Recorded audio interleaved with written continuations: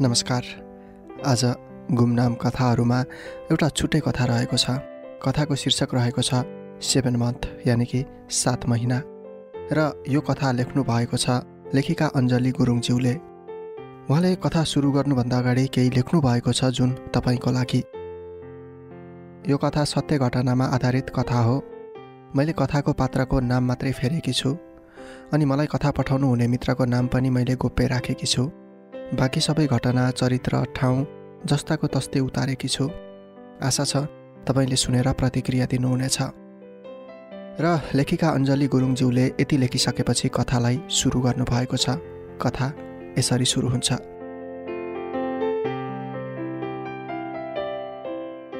मेरो नाम प्रनिशा हो। मेरो घर सिन्धुपाल्चोक जिल्लामा हो। सिन्धुपाल्चोक जिल्लाको सदरमुकाम चौताराबाट 1 घण्टा हिँडिसकेपछि मेरो घर पुगिन्छ। हुन त म मध्यमवर्गीय परिवारमा हुर्केर बढेकी छोरी हुँ अनि घरको चाहिँ जेठी छोरी हुँ। मभन्दा मुनि 1 जना भाइ अनि 2 जना बहिनी पनि रहेका छन्। कक्षा 1 देखि 10 सम्म गाउँकै स्कुलमा पढेँ। त्यसपछि अझै पढ्ने हेतुले म चौतारा सदरमुकाम बसेर पढ्न लागेँ। 11-12 मा मेरो पढाइ राम्रै थियो। खासै घरबाट पढ्नको लागि खर्च पेल्नु पर्दैन थियो किनकि मैले स्कलरसिपमा नाम निकालेकी थिएँ। त्यसैले पनि खासै पढ्नको लागि मैले अर्थ अभाव भोग्नु परेन। अनि म सानैबाट अलिकति चलाक बाठो टाठो पनि थिएँ। मलाई देख्ने र चिन्ने सबैले भन्ने गर्थे, नानी तिमीमा धेरै खालको खुबी छ, तिमीले जे पनि गर्न सक्छौ। मलाई पनि उहाँहरूको कुरा सुन्दा धेरै खुसी लाग्थ्यो। र म कक्षा 11 मा भर्ना भएर पढ्न पनि सुरु गरेँ। साथै ममा केही सम्भावना देखेर पनि होला मलाई म बस्ने घरबेटी आन्टीले मिडिया क्षेत्रमा काम लगाइदिनु भयो। म बिहान कलेज जान्थेँ अनि 10 बजेदेखि काम गर्नको लागि जान्थेँ। अफिसमा सबैभन्दा सानी म नै थिएँ किनकि मेरो उमेरले पनि म भर्खर 17 वर्षकी भएकी थिएँ। सँगैको साथी रमाउनतिर लागेका थिए भने म चाहिँ कमाउनतिर लागेकी थिएँ। सायद बाध्यता पनि थियो। अब सदरमुकाम बसेर पढेर मात्र पनि त भएन, खानु पर्यो, आफूलाई चाहिने सामानहरू लिनै पर्यो। त्यसको लागि पनि त पैसा नै चाहिने। अब घरमा भनौँ भनेदेखि कमाउने भनेको बुवा मात्रै हुनुहुन्थ्यो अनि भाइ बहिनीहरू पनि पढिरहेका थिए। त्यसैले म आफैले आफ्नो लागि काम गरेर जुगाड गर्दै गएँ। सुरुमा त तलब पनि थोरै थियो। सँगैका साथीहरू निकै तडक भडक गरेर कलेज आउने गर्दथे। आफू भने त्यही पुरानो खालको ड्रेस लगाएर कलेज पुग्थेँ। अरूले मलाई हेऱ्यो भनेदेखि पनि मलाई यस्तो लाग्थ्यो कि सायद मेरो पहिरनलाई हेरेको होला। हो, मलाई यस्तै लाग्थ्यो। साथीहरू क्यान्टिनमा बसेर खाजा खान्थे अनि साथीहरूले मलाई पनि भन्थे, ओइ प्रनिशा, खाजा खान आइज। समस्या त्यही थियो, मसँग पैसा हुँदैन थियो। के को खाजा न बाजा। अनि लाग्थ्यो यसरी क्यान्टिनमा बसेर खाजा खाने पैसाले त बरु म कोठामा नुन तेल पो किन्छु, केही दिनलाई खान त हुन्छ। अनि सबै साथीहरू बिदाको दिनमा राम्रा ड्रेसअप हानेर घुम्नको लागि निस्किन्थे। म चाहिँ काममा निस्किन्थेँ। यसै गरी दिनहरू पनि बितिरहेको थियो। म कक्षा 11 पास गरेर 12 मा पुगेँ। पढाइ सँगसँगै काम पनि राम्रै चलिरहेको थियो अनि मेरो काम पनि सबैलाई मन पर्न लागेको थियो। सबैजनाबाट राम्रै फिडब्याक पनि आउने गर्दथ्यो। प्रायःजसो कलेजमा पनि मलाई नै प्राथमिकता दिनुहुन्थ्यो सरहरूले किनकि मेरो पढाइ पनि राम्रो थियो। त्यसै कारणले गर्दा पनि सबै सर मिसहरूको म प्यारी थिएँ। कलेज काम गर्दा गर्दै मेरो दैनिकी पनि कति छिटै बितेछ। मैले कक्षा 12 पनि पास गरिसकेछु। अनि अब के गर्ने होला, मलाई त अझै पढ्न मन छ, तर कसरी? यस्तै कुराले मेरो मन पिरोलिन लागेको थियो। घरबाट मलाई पढाउन सक्ने आँटै थिएन। अझ मलाई त काठमाडौँ सहर गएर ल पढ्नको लागि मन थियो। फेरि यहाँ चौतारामा ल विषयमा पढाइ पनि हुँदैन थियो। ल पढ्नको लागि म काठमाडौँ जानै पर्थ्यो। र मैले घरमा पनि यो कुरा राखेँ र घरबाट भन्नुभयो, अब हामी तँलाई पढाउन सक्दैनौँ, बिहे गर अनि ज्वाइँले पढाउनुहुन्छ। तर मलाई बिहे गर्नको लागि मनै थिएन। मलाई चाहिँ पढ्न मन थियो, केही गर्न मन थियो। र घरबाट कुनै पनि सपोर्ट नमिलिसकेपछि मैले यहाँ जुन विषय छ त्यही विषय पढ्छु सोचेर चौतारामै बसेर चौतारा बहुमुखी क्याम्पसमा ब्याचलर प्रथम वर्षको लागि शिक्षा विषय लिएर भर्ना भएँ र मैले काम गर्ने ठाउँ र पढ्ने क्याम्पस झन्डै झन्डै नजिकै थियो। कोठा चाहिँ मेरो टुडीखेल छेउतिर थियो। झन्डै कोठाबाट कलेज र अफिस जानको लागि आधा घन्टा जति लाग्थ्यो। त्यसैले मैले कोठा सरेँ, कलेजको छेउमा जस्तै आइपुगेँ। अब झन् मलाई सजिलो भयो। काम गर्ने ठाउँ पनि नजिक अनि कलेज पनि नजिक। यसै गरी म फेरि ब्याचलर प्रथम वर्षमा पढ्न थालेँ। पढाइ पनि राम्रै चलिरहेको थियो र काम पनि राम्रै भएको कारण मैले केही पैसा पनि जम्मा गरेकी थिएँ र एउटा एन्ड्रोइड स्यामसुङ मोबाइल पनि मैले किनेँ। हुन त मसँग पहिला पनि मोबाइल थियो, तर किप्याडवाला। र एन्ड्रोइड मोबाइल पाइसकेपछि मैले फेसबुक खोलेँ। फेसबुकमा विभिन्न साथीहरूको फ्रेन्ड रिक्वेस्ट आउने गर्दथ्यो। मलाई पनि सुरुमा त धेरै रमाइलो लाग्थ्यो। सबै साथीहरूको रिक्वेस्ट मैले एक्सेप्ट पनि गर्थेँ। नयाँ भएर पनि होला म धेरै जसो फेसबुक चलाइरहन्थेँ। काम गर्दा पनि म छिटो काम गरिसकेर फेरि फेसबुक नै हेर्ने गर्थेँ। तर मैले जति नै फेसबुक चलाए पनि मेरो पढाइ र काम दुइटैमा राम्रो लगनशीलता थियो। अब हेर्नुहोस्, धेरै सामाजिक सञ्जाल चलाउने भइसकेपछि त्यहाँ जस्ता खालका साथीहरू पनि भेटिने क्या। अब कोही त राम्रै सोच विचार भएको पनि भेटिने, अनि कोही चाहिँ नराम्रो विचारधारा भएका पनि भेटिने। हुन त केटीको नाम अनि एउटा फोटो मात्रै के राख्नुपर्छ, त्यहाँ पुरा ओइरो पो लाग्छन् गाँठे साथी बनाउने मान्छेहरूको। होइन, यो छोरी मान्छे भन्ने जात पनि कस्तो हो क्या। कहिलेकाहीँ त म आफै यस्तै सम्झेर एक्लै पनि हाँस्ने गर्दथेँ। सुरुमा त मैले पनि धेरै साथी बनाएँ, तर पछि हुँदै गएपछि मलाई झ्याउ लाग्न थाल्यो। एकछिन के अनलाइन आउन मात्र पर्थ्यो, पुरा असिना वर्षेको भन्दा पनि 14 मेसेजको इनबक्समा वर्षात हुने गर्थ्यो। साँच्चै भनौँ भनेदेखि तपाईँ कति दिदीबहिनीहरूलाई पनि थाहा छ होला, यसो अनलाइन जानुपर्छ, आम्बो भयभरको सबैले मेसेज गरेर वाक्क बनाउँछन्। अझ फेरि नबोलिकन बस्नुपर्छ। के गरेर हुन्छ, कसो गरेर हुन्छ, तिनीहरूलाई नबोलिकन भएको छैन। बोलाउनको लागि हरेक प्रयत्न गर्छन्। त्यति गर्दा पनि बोलेन भनेदेखि विभिन्न थरीको भिडियो पनि पठाउँछन्। हो, साँच्चै अचम्मको पो हुँदा रहेछन् मान्छेहरू पनि। र केही समय सामाजिक सञ्जाल एकदमै धेरै चलाएपछि मलाई वाक्क लाग्न थाल्यो। मलाई फेसबुक चलाउन पनि मन लागेन, किनकि साथीहरूले इनबक्समा विभिन्न खालका भिडियो सेन्ड गरेको देखेर मलाई दिक्क लाग्न थालेको थियो। र केही दिनपछि मैले त्यो फेसबुक पर्मानेन्टली हटाइदिएँ। र फेसबुक हटाइसकेपछि मैले केही दिन सामाजिक सञ्जाल चलाइनँ। बरु म गेमहरू डाउनलोड गरेर खेल्ने गर्थेँ। हुन त लागेको बानी कहाँ छुटाउन सकिन्थ्यो र, के किन चलाउन बिर्सेको जस्तै लाग्थ्यो। हेर्नुहोस्, फेरि यो सामाजिक सञ्जालको लत बसिसकेपछि कहाँ यत्तिकै बस्न मन लाग्ने रहेछ र। के आयो होला भनेर छिनछिनमा फेसबुक हेर्ने बानी लागेको मान्छे म यत्तिकै बस्न म सक्दै सकिनँ, या भनौँ मनै लागेन। त्यसपछि मैले फेरि अर्को एउटा नयाँ फेसबुक आइडी खोलेँ। तर योचोटि मैले त्यति साथी बनाइनँ, किनकि चिनेको नचिनेको सबै थरी साथी बनाउँदाखेरि पहिलाको फेसबुक आइडी मैले बन्द गर्नु परेको थियो। त्यही कारणले गर्दा म अलिकति सचेत भएकी थिएँ र मैले चिनेको साथी अनि आफ्नो आफन्तहरूलाई मात्रै साथी बनाएँ। अनि कुनै चाहिँ राम्रा विचार भएका साथीहरूलाई पनि मैले साथी बनाएँ। र त्यसपछि पहिलाको जस्तो गरेर म फेसबुक पनि चलाउँदिन थिएँ। तर पनि बेला बेलामा नयाँ केही कुराहरू आयो होला कि भनेर चाहिँ म हेर्ने गर्थेँ। त्यस्तै समय पुसको महिना थियो। अब पुसको महिना अत्याधिक जाडो, फेरि चौतारामा पनि अति नै जाडो थियो। पुरै सेतामचुर भएर तुसारो पर्ने गर्थ्यो। तर यो जाडोमा पनि मन नलागी उठेर मन नलागी नै कलेज पनि जानु पर्थ्यो। अझ भनौँ भनेदेखि यो बिहान जाडोमा छुछु गर्दै कलेज जानुको पीडा कसलाई थाहा छैन होला र, होइन र।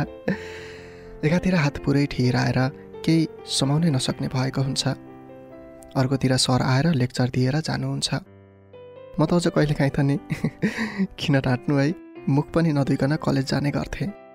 अब यहाँ कसलाई कसको मतलब हुन्छ र। यस्तै गरी दिनहरू बितिरहेको थियो। बल्ल बल्ल कलेज छुट्टी भएर कोठामा आयो, अनि बेलुकाको खाना तताएर खायो, अनि फेरि काममा दौडियो।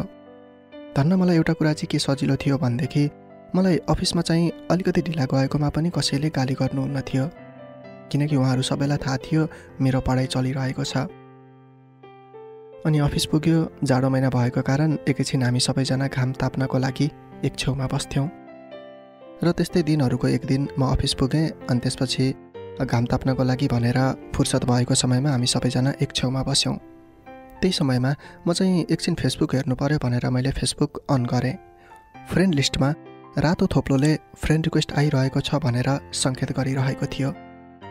तर कसको रिक्वेस्ट आएको होला भनेर मैले लिस्ट चेक गरिनँ।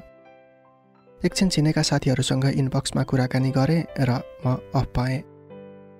र त्यसपछि दिउँसोभरि काममै व्यस्त भयौँ अनि फेरि साँझ कोठा जाने बेलामा यसो फेसबुक हेर्नु पर्यो भनेर मैले फेसबुक अन गरेँ। सिधै आज मलाई इनबक्समा जान मन लाग्यो। इनबक्स खोलेँ, केही साथीहरूको मेसेज आएको रहेछ अनि त्यही मेसेजहरूमध्ये एउटा मेसेज पनि आएको रहेछ। मैले हेरेँ, त्यहाँ लेखिएको थियो, हाई, मेरो नाम शरद थापा हो, के तिमी मसँग साथी बन्छौ? मेसेजमा यति मात्र लेखिएको थियो। अनि मैले मेसेज हेरेँ र केही पनि प्रत्युत्तर फर्काइनँ। र त्यसपछि मलाई फ्रेन्ड लिस्ट हेर्न मन लाग्यो। शरद थापा भनेर फ्रेन्ड रिक्वेस्ट पनि आइरहेको रहेछ। मलाई उसको प्रोफाइल च्याउन मन लाग्यो। हेरेँ, फ्रम काठमाडौँ स्वयम्भू थियो। Lives in Poland Warsaw city लेखिएको थियो। वर्क्समा स्टुडेन्ट लेखेको थियो।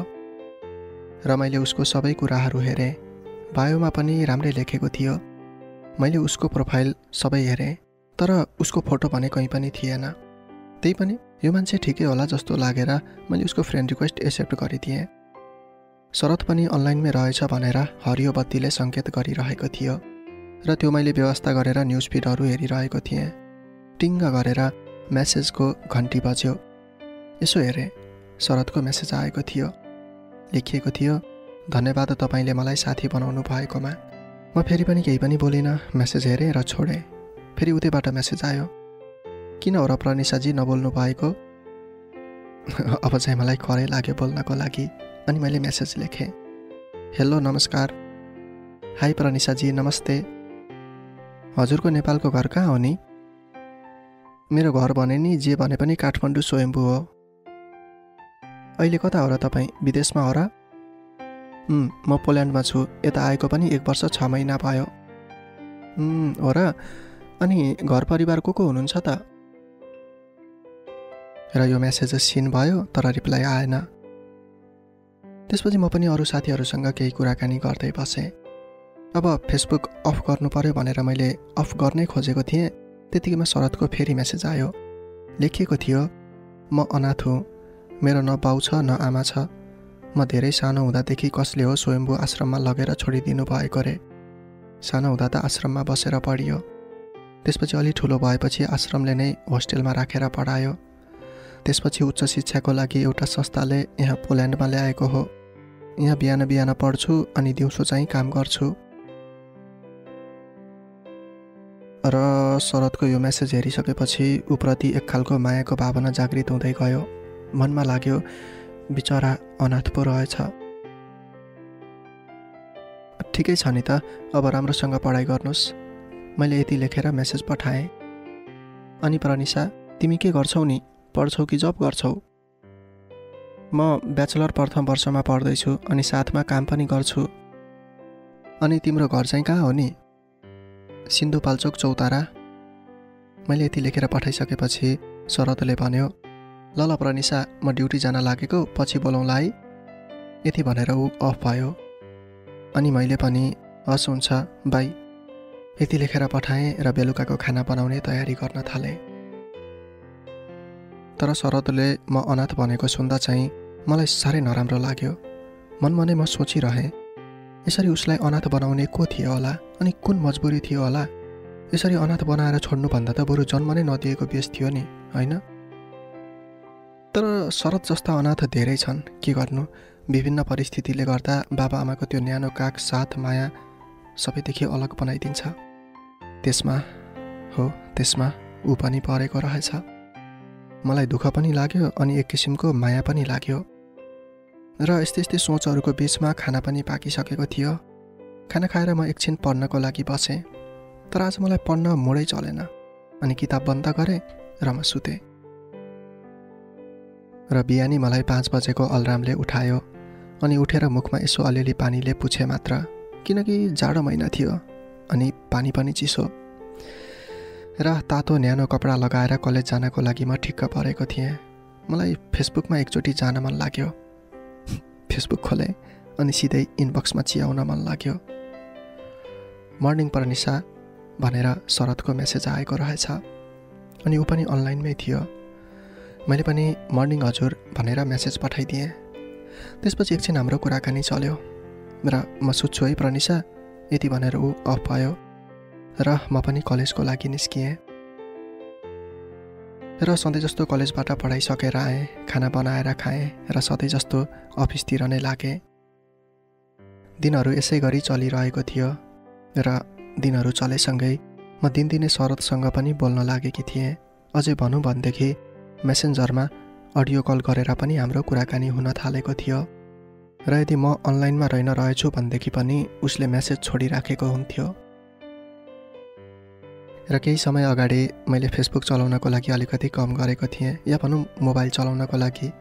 तर म प्रायः मोबाइलमै व्यस्त देखिसकेपछि मसँगै काम गर्ने साथी सानो थिइन्। उसले भन्थिन्, होइन आजभोलि खुबै व्यस्त देख्छु त, के हो केटी पारा, लप पऱ्यो क्या हो तेरो?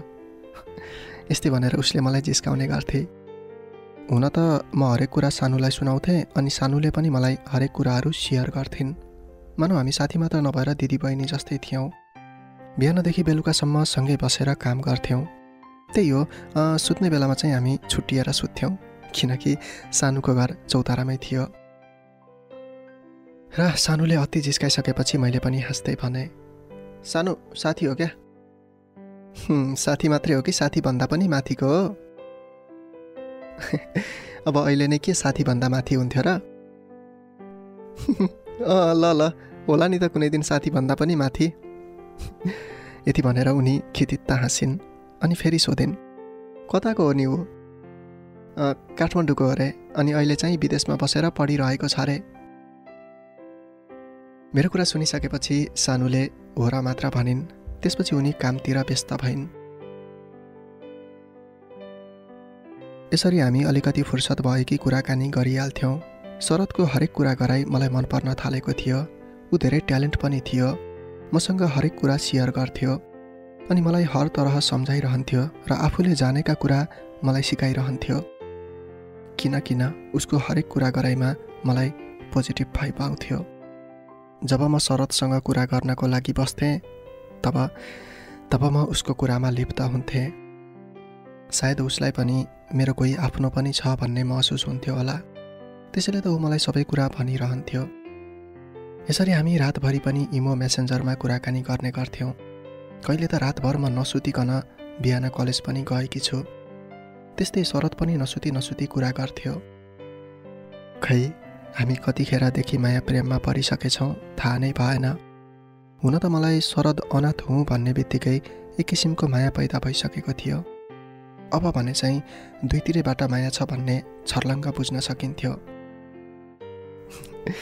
साँच्चै माया प्रेममा परिसकेपछि न खानाको टाइम हुन्छ न त सुत्नको टाइम हुन्छ भनेर भनेको सुन्थे। हो रहेछ, किनकि म आजभोलि यो सबै कुरा बुझिरहेकी थिएँ। साँच्चै यो माया भन्ने रस पनि अचम्मैको क्या, जति मायाको रसपान गरे पनि नपुग्ने। र आज भोलि गर्दा गर्दै हाम्रो मायाको बिरुवा हुर्केर पनि झ्याङ बनिसकेको थियो। खाँदा सुत्दा उठ्दा हिँड्दा हामी प्राय जतिखेर पनि बोलिरहेका हुन्थ्यौँ। हामीहरू दिन बित्दै जाँदा धेरै नजिक भइसकेका थियौँ। शरद बिहान कलेज जान्थ्यो अनि दिउँसो काममा जान्थ्यो। कहिलेकाहीँ उसको रातिको ड्युटी पनि हुन्थ्यो।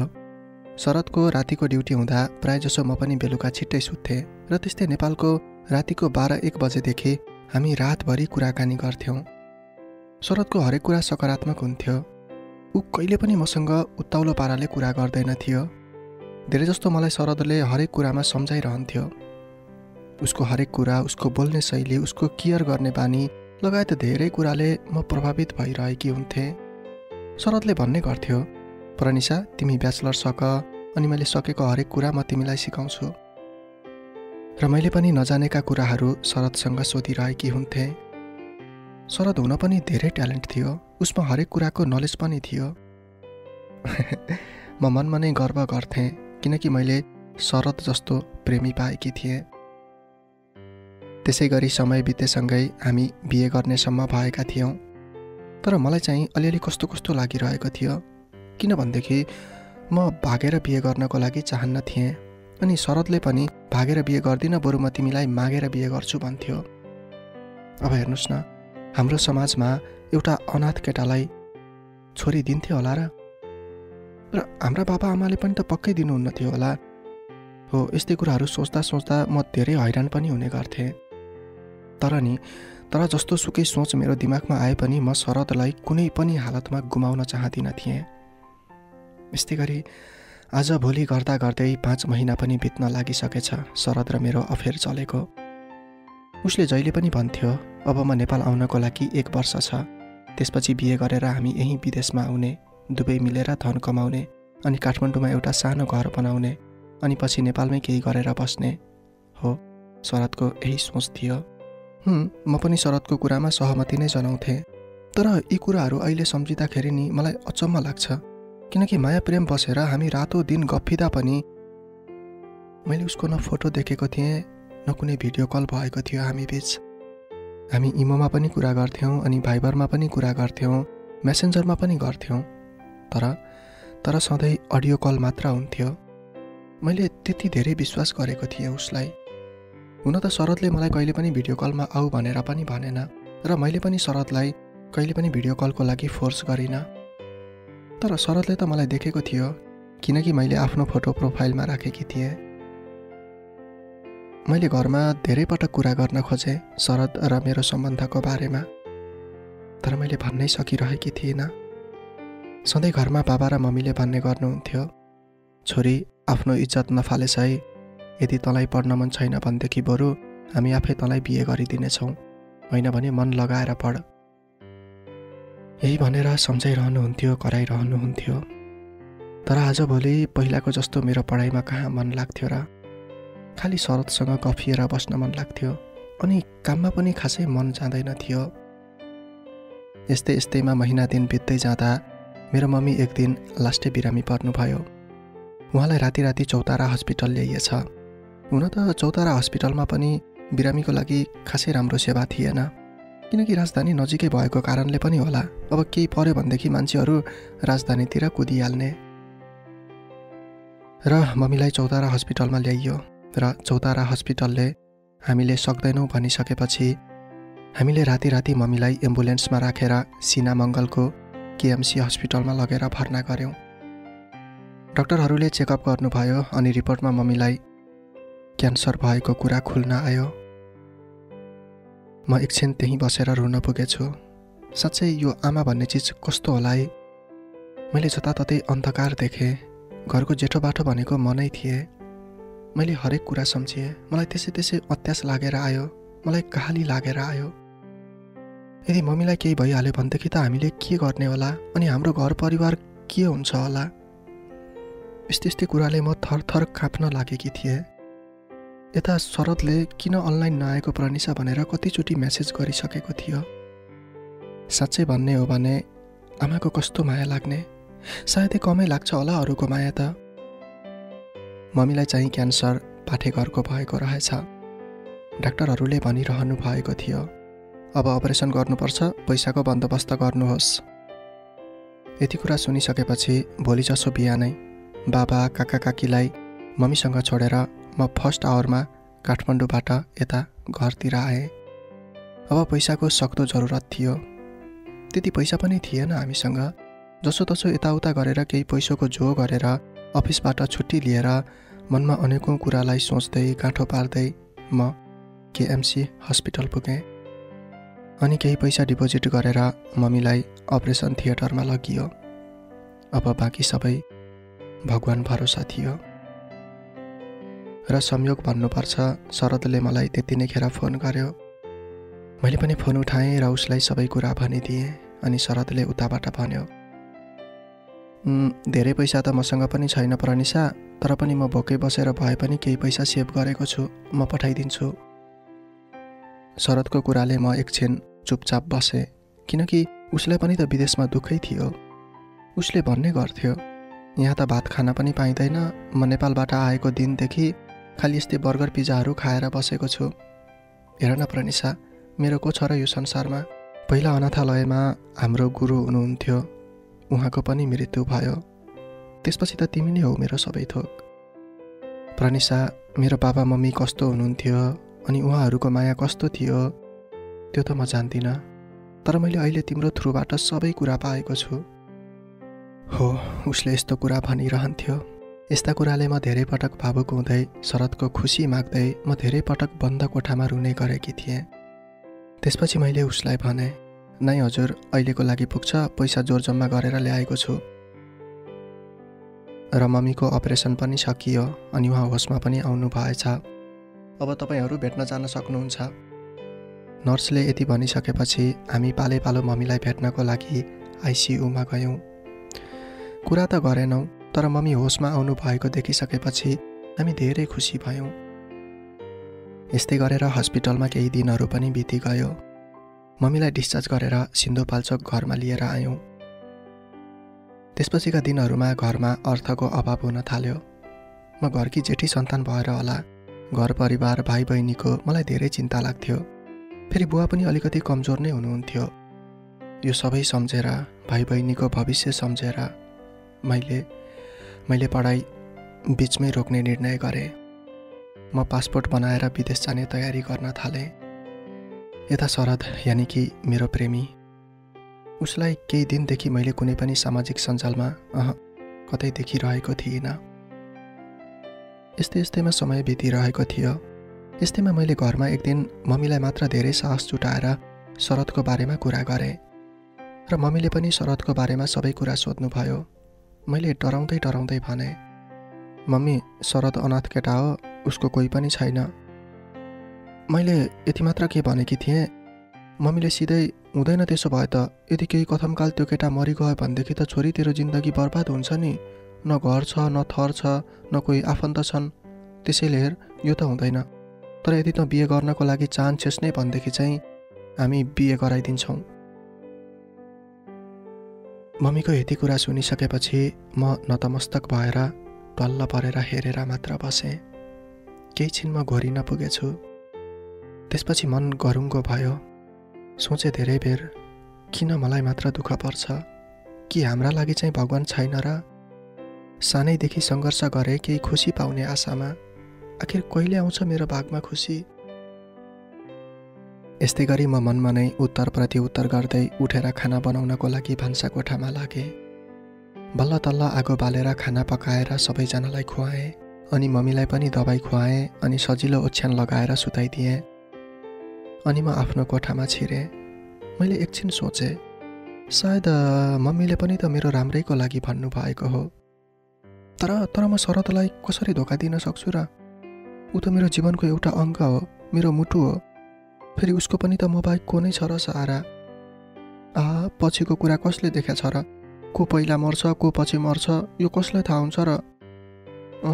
म त शरदसँगै बिहे गर्छु।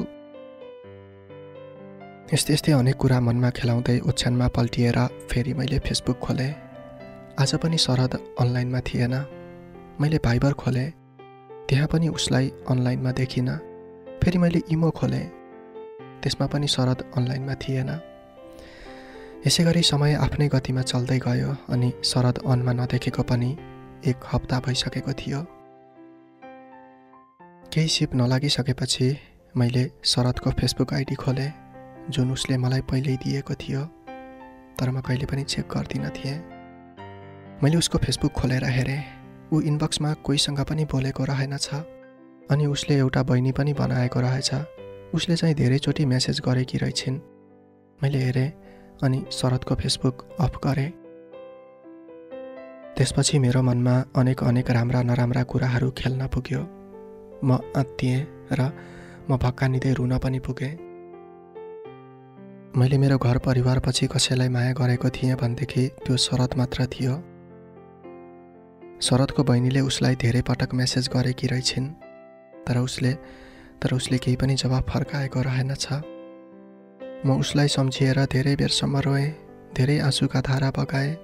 खै कतिखेर मलाई निन्द्राले समात्यो, मलाई त्यो पनि थाहा भएन।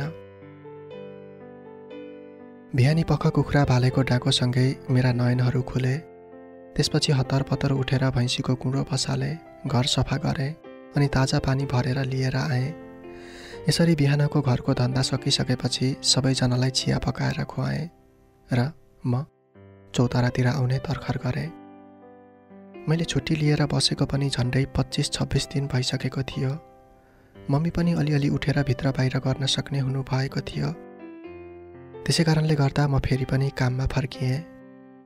म चौतारा आएँ, तर मलाई पढाइमा पनि मनै लागेन। हो, मैले पढ्न छोड्ने डिसाइड गरिसकेकी थिएँ, तर पनि कहीँ न कहीँ पढ्नुपर्छ कि जस्तो पनि लागिरहेको थियो। हो, त्यही कारणले गर्दा म हरेकचोटि बुक निकाल्थेँ र पढ्न बस्थेँ, तर घरको आर्थिक अवस्था अनि मम्मीको अवस्था म सम्झन्थेँ। त्यस्तैमा झन् शरदको यादले त नि मलाई मर्नु न बाँच्नु बनाएर राखेको थियो। त्यस्तैमा मेरो काममा पनि मन जान छोड्यो। अझ कति दिन त म कलेज पनि गइनँ, खालि बन्द कोठामा बसेर सामाजिक सञ्जालमा शरदको पर्खाइ गरिरहेँ। हरेकचोटि म शरदको फेसबुक आइडी खोल्थेँ, हेर्थेँ, हरेकचोटि शरदले पठाएका ती मायारूपी मेसेजहरू पढ्थेँ अनि म मजाले रुन्थेँ, किनकि मलाई आदत परिसकेको थियो। समय न हो, कहाँ रोकिन्थ्यो र आफ्नो गतिमा चलिरहेको थियो। यस्तै गर्दा गर्दै महिना दिन बित्यो, तर शरदको अझै पनि अत्तो पत्तो थिएन। म दिनदिनै कमजोर हुँदै थिएँ, दिनदिनै म डिप्रेसनमा जाँदै थिएँ। यसरी दिन बित्दै जाँदा म पर्खन सकिनँ, मलाई धेरै गाह्रो हुन थाल्यो। त्यसपछि मैले शरद थापाको खोजी गर्ने हेतुले उसको रिलेटिभ्सहरू, साथीहरूसँग सबैसँग बुझेँ, तर उनीहरू कसैले पनि थाहा नभएको कुरा बताए। त्यसपछि सोध्दै खोज्दै मलाई काठमाडौँ स्वयम्भूमा रहेको जुन पहिला शरद थापा बसेको अनाथालय थियो नि, त्यहाँ जान मन लाग्यो। म यति धेरै क्रेजी भइसकेको थिएँ कि कुरै नगरौँ। त्यसपछि केही कुराहरू छलेर म अफिसमा बिदा लिएर शरदको बारेमा बुझ्नको लागि काठमाडौँ प्रस्थान गरेँ। र अचानक मलाई फेसबुक खोल्न मन लाग्यो। फेसबुक खोल्ने बित्तिकै एड फ्रेन्डमा शरदको फोटो भएको तर अर्कै नाम भएको मान्छेमा गएर मेरो आँखा ठोक्कियो। म झस्किएँ एकछिन त। त्यो मान्छेको प्रोफाइल मैले चियाएर हेरेँ। उसको नाम थियो दीपक ठकुरी। त्यसपछि मैले उसलाई फ्रेन्ड रिक्वेस्ट पठाएँ। केही छिनमै उसले फ्रेन्ड रिक्वेस्ट एक्सेप्ट गर्यो। मलाई एकदमै हतार थियो जान्नको लागि कि ऊ शरद थापा हो कि होइन। त्यसैले मैले सोधेँ, तपाईँ शरद थापा होइन? उसले होइन भन्यो र एकछिन कुराकानी गरिसकेपछि म कन्फर्म भएँ कि ऊ शरद थापा होइन।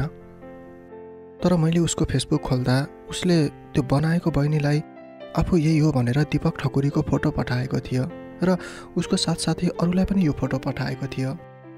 म एकदम अवाक भएँ। त्यसो भए मैले प्रेम चाहिँ कोसँग गरेँ त?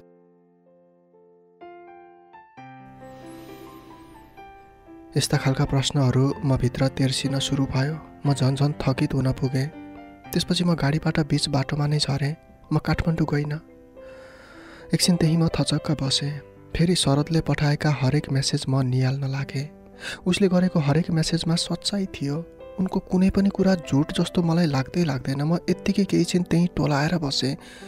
मलाई हरेक खालका कुराले भित्रभित्रै खाइरहेको थियो।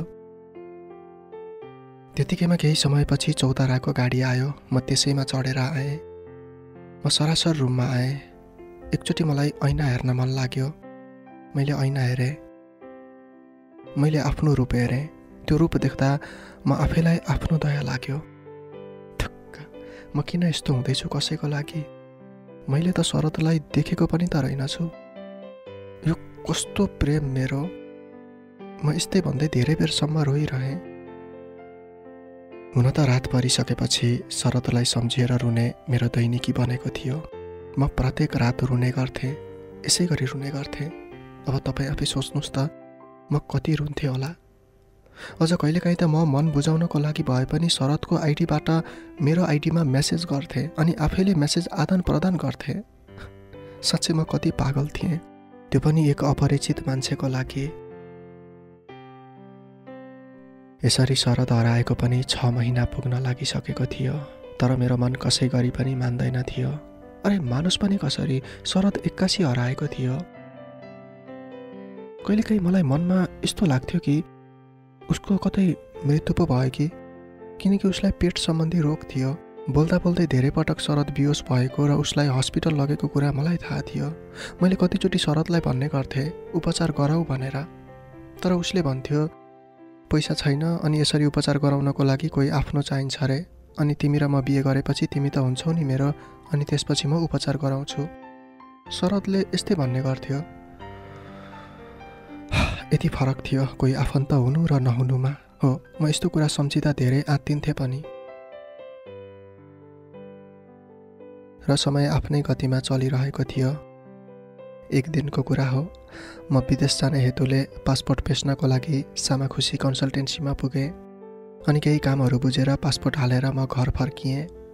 गाडीमा एकछिन मोबाइल मैले अन गरेँ। दिउँसोको त्यस्तै 2 बजेको थियो होला। मैले फेसबुक खोलेँ। इनबक्समा रातो थोप्लोले मेसेज आएको कुरा जनाइरहेको थियो। म इनबक्समा गएँ। आज त मलाई शरद थापा आइडीबाट केही मेसेजहरू आएको थियो। यो के भइरहेको छ? म एकछिन त छक्क परेँ। यत्रो महिनापछि अचानक शरदको मेसेज। यो मेसेज देखिसकेपछि म हडबडिँदै उसले पठाएको मेसेज खोलेँ। मेसेज धेरै लामो थियो, तर फेरि मान्छे भने अफलाइन भइसकेको थियो। म मेसेज पढ्न लागेँ। सबै मेसेज इङ्ग्लिस टाइपमा लेखेको थियो। हाई प्रनिसासिस, म शरद थापाको साथी ड्यानियल। मेसेज पठाउनको लागि लेट भयो, त्यसको लागि सरी। यतिसम्म पढ्दा म काम नलागिसकेकी थिएँ, कतै उसलाई केही त भएन भनेर। मैले फेरि मेसेज पढ्नको लागि सुरु गरेँ। एक दिनको कुरा होसिस, शरद र हामी क्लासमा बसिरहेका थियौँ। उसलाई पेट दुख्यो भनेर ऊ भुइँमा मुर्छा परेर ढल्यो। उसलाई यहीँको हस्पिटल ग्रिनल्यान्डमा राखियो। शरदको 4 दिनसम्म होस फिरेन। हामी 4-5 जना साथीहरूले उसलाई छोडेका थिएनौँ। बल्ल 5औं दिन शरदको होस आयो। उसले मलाई बिस्तारै बोलायो र मेरो कानको नजिक आएर भाँसिएको स्वरमा भन्यो, ड्यानियल, अब म गहिरो निन्द्रा निदाउन चाहन्छु। मेरा हात गोडा शिथिल भएका छन् अनि मेरो नयन पनि लोलाइसकेका छन्। म थाकिसकेको छु। मेरो फेसबुक आइडी ह्याक गरेर मेरो माया प्रनिसालाई भनिदिनु है। यो जन्म यस्तै भयो, यदि कुनै जन्म भयो भनेदेखि त्यो जन्म प्रनिसालाई भरपुर साथ दिन्छ रे भनेर। यति भनिदिनु भन्दै उसले आँखाबाट बरबर्ती आँसु झार्यो। त्यसपछि शरद मेरो काखमा ढल्केर सदाको लागि निधाएर गयो। त्यसपछि हामीले शरदको आफन्तहरू खोज्यौँ, तर कोही पनि पाएनौँ। पहिला शरद बसेको अनाथालयमा पनि बुझ्यौँ, त्यहाँ पनि कसैले वास्ता गरेनन्। नेपालको एम्बेसीमा पनि हामीले खबर गऱ्यौँ, त्यहाँ पनि खासै वास्ता गरेन। शरदको मृत्यु भएको 1 महिनापछि हामी विद्यार्थी युनियन मिलेर हस्पिटलको सैयाबाट हामीले निकाल्यौँ र यहीँको एउटा जङ्गलमा शरदको मृत शरीरलाई हामीले दफन गऱ्यौँ। शरदको सबै रिपोर्ट हेरेको थिएँ। उसलाई आन्द्रामा क्यान्सर भएको रहेछ। योचोटि ऊ लास्ट स्टेजमा रहेछ। सरी सिस, हामीले उसलाई बचाउन सकेनौँ। मैले धेरैचोटि भन्न खोजेँ, तर आँट हिम्मत नै आएन। त्यसैले बल्ल बल्ल हिम्मत जुटाएर शरदको आइडी ह्याक गरेर तपाईँलाई यो मेसेज गरिदिएको छु। यति मेसेज उसले पठाएको थियो। म छाँगाबाट खसेको जस्तै भएँ। त्यसपछि म उठेर हिँडेँ। कता गएँ, के गरेँ, मलाई केही पनि पत्तो भएन। मलाई कता कता लागिरहेको थियो कि म पनि शरदसँगै जाउँ। उसलाई त्यो पल कस्तो भयो होला, कति गाह्रो भयो होला। जताततै मृत्युले ताण्डव मचाउँदा शरद कति आत्तियो होला। यस्ता कुराले मनमा घर बसायो। मलाई सबै कुरा अन्धकार लाग्यो।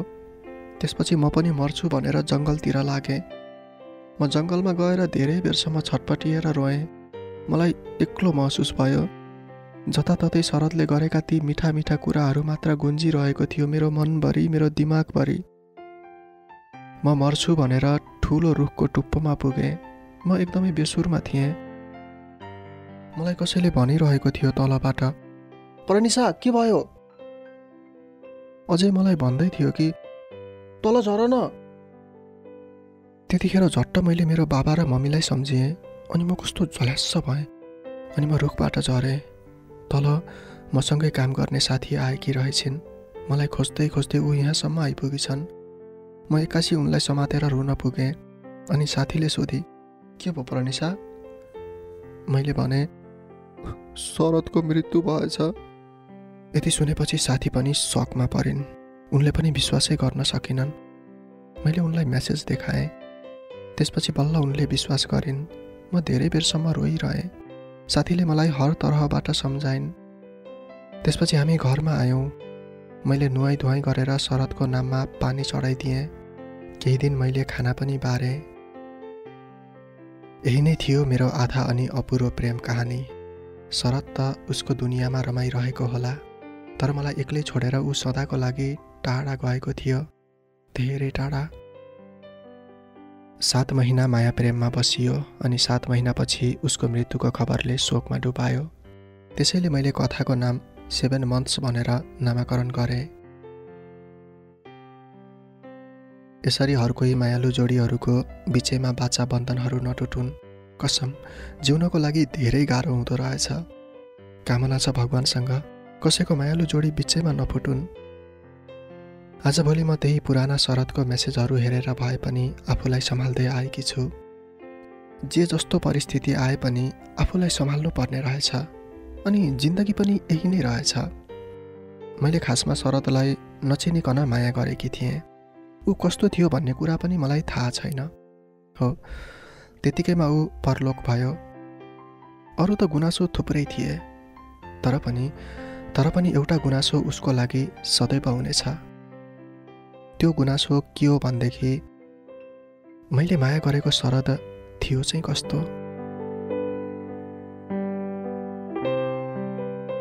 लेखिका अञ्जली गुरुङज्यूले लेख्नु भएको कथा 7 मन्थ्स। यो कथा यही सकिएको छ।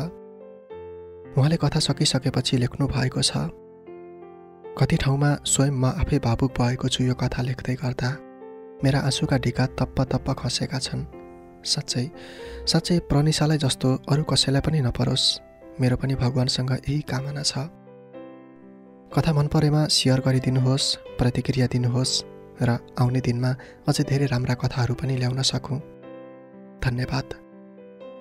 उहाँले यति लेखेर आफ्नो कथा बिट मार्नु भएको छ र कथाको लागि गुमनाम कथाहरू परिवारको कथावाचक म एमन कार्की अञ्जली गुरुङज्यूलाई धेरै धेरै धन्यवाद दिन चाहन्छु।